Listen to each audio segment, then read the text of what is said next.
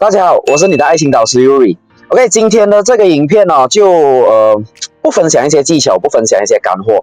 我想讲一下，就是我曾经在我身上发生过一件很惊悚的事情，那就是我曾经差一点被仙人跳。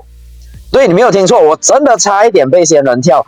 真的那个经验哦，现在想起来都有点可怕。OK， 然后在这里我想问一下，就是 OK， 你有没有过这样的经历，或者可能你有没有听过身边的人也有这样的经历的 ？OK， 你在底下留言分享一下你的经历，因为我想哦，就是看看大家的仙人跳的那个经验其实是不是差不多的，他们的手段是不是差不多，然后我就是也分享出来给大家，就是比如说警惕一下。OK， 最好啊。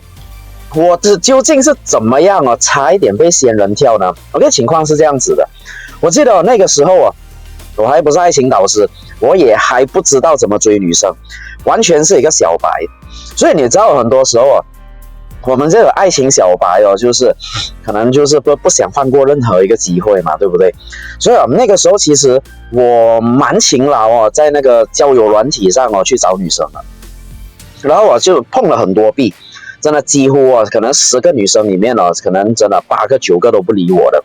后来哦，就是我可能配对到一个女生，我还很清楚那个交友软体叫做陌陌 ，OK， 这个交友软体我在上面配对到一个女生，然后这个女生啊，她跟我之前呢所遇到的情况完全不一样，就是她非常的主动，我不管聊什么，我不管讲什么东西，她都会很配合，然后就是给我很好的反应。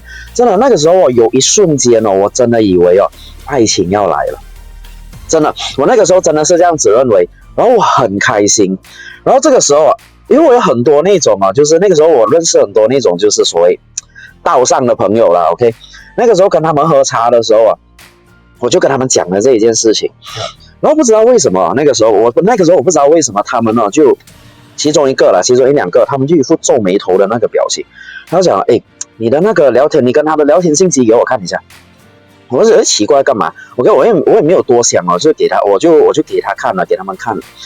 然后他们就讲哦，有问题哦，真的，他们直接就跟我讲有问题哦。然后我问他们什么问题呢？其实他们自己也讲不出来。他们就是凭他们的直觉、他们的经验告诉我有问题。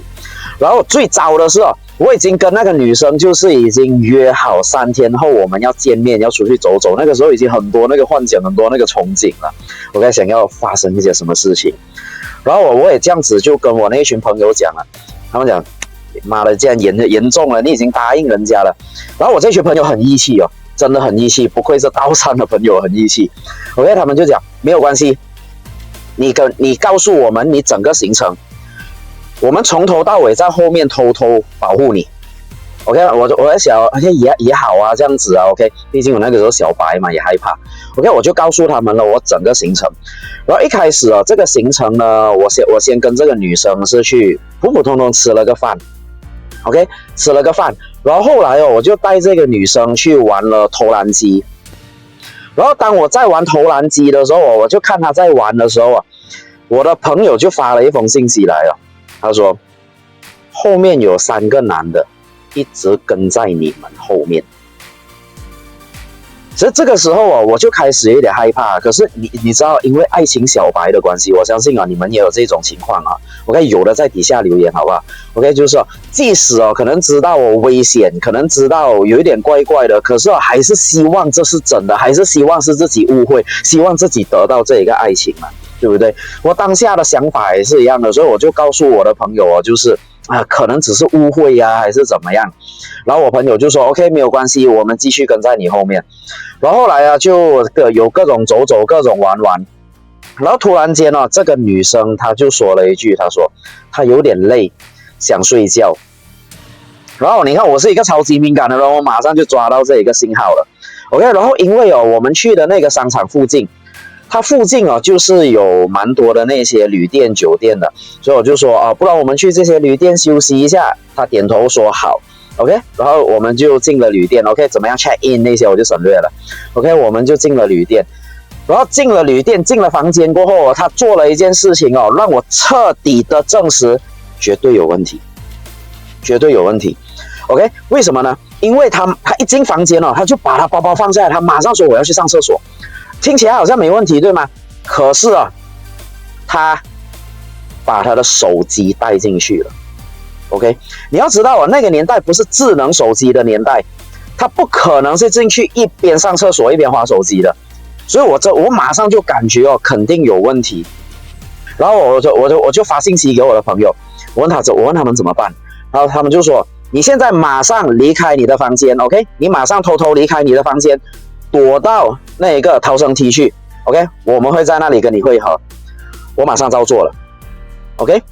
然后我躲到那个逃生梯过后啊，我才刚刚进去而已。我的朋友就发信息来了，他说刚刚跟在你们后面的那3个男人上楼了 ，OK， 他们搭电梯上楼了。我那时候我整个心有一种那种劫后余生的感觉，你们知道吗？真的，我好像差一点就死了的那种感觉，幸好有人救我。然后因为我的那个逃生梯其实离房间蛮靠近的。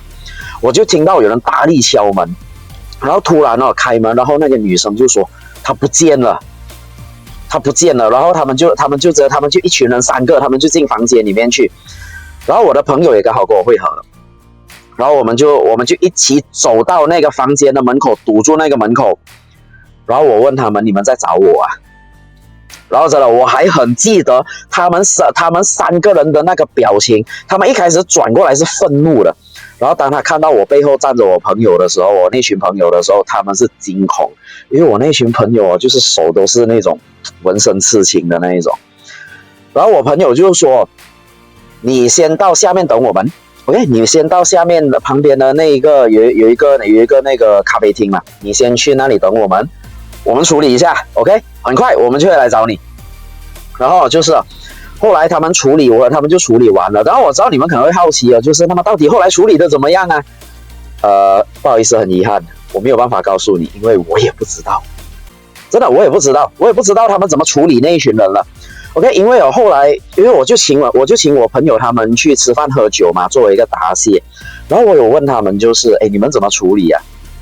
他只讲了3个字，他们真的只讲了3个字而已，不要问。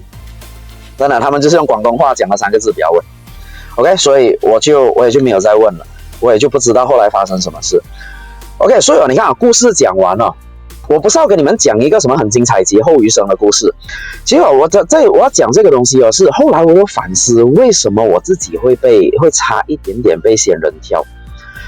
我还是运气好然后为什么有很多男的被仙人跳，或者可能中那些爱情包裹那些之类的？为什么？后来我思考了一件事情就是原来就是我发现单身太久我们男人是会因为寂寞而失去理智的。对，没有错，我们是完全会发生这一件事情。所以你看像我刚刚讲的，为什么很多男人会被仙人跳，其实就是因为当我们寂寞太久的时候，我们太希望我们想象中的爱情会发生，真的太希望了。所以你看单身久是有很大的危害的，就是它会让我们失去基本的判断力。OK， 它会让我们失去掉基本的判断力，我们就会开始抱着侥幸的心态去对待这一件事情。所以你看我的那个情况，我也是抱着侥幸的心态，只是幸好有我朋友保护我，那些没有的人呢。OK， 所以你看我们抱着侥幸的心态的时候我们就会很容易让自己陷入一个很大的危机。你们有没有想过，可能如果假设我没有朋友帮忙的话，如果对方要钱的只是要钱的话，如果对方要的不只是钱呢，那么是不是有很大的危险？所以你看这个其实这一件事是主要我回想起来的时候，这是主要让我成为爱情导师的原因。因为真的我看到很多，不管是报纸上网络上都好，我看到很多这样子的一个情况，这其实真的很多时候看了也很心酸。因为他们这些男人他们只是不知道正确的方法来得到爱情而已。真的，其实我是相信每个人都有权利得到爱情的。OK， 所以如果你想要得到爱情的话 ，OK， 对，我要宣传我的那个线上分享会了。OK， 如果你想要得到爱情，你想要知道怎么样创造出感觉，让女生喜欢上你的话，请点击那个置顶留言或者那个资讯栏里面的那个 URL，OK， 报名我们的这一个爱情导航仪线上分享会。因为在里面我会教你怎么样用5大感觉来创造出女生爱上你的那个感觉。OK， 所以想要得到爱情，不想被仙人跳的男人 ，OK， 记得去底下那个链接那里参加我们这一个线上分享会 ，OK。所以今天的这个影片就到这里 ，OK。在爱情上，希望大家保持警戒，然后注意自己的安全 ，OK。我们下一个影片见。如果你想要得到更多能够让女生倒追你的方法，请点击资讯栏里面的 URL， 我们会立刻发给你。